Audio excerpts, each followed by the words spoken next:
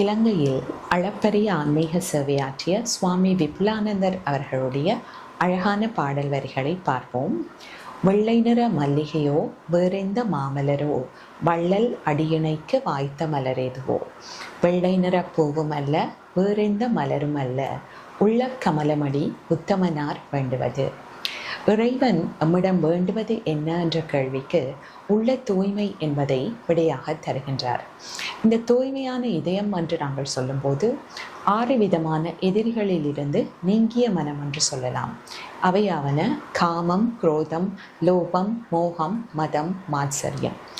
ஆசை, கோபம், பேராசை, மயக்கம், அகங்காரம், பொறாமை, இந்த 6 குணங்களும் எந்த அளவுக்கு எங்களிடமிருந்து நீங்க பெறுகின்றதோ அந்த அளவுக்கு மனதில் எண்ணங்கள் குறைவாக இருக்கும்.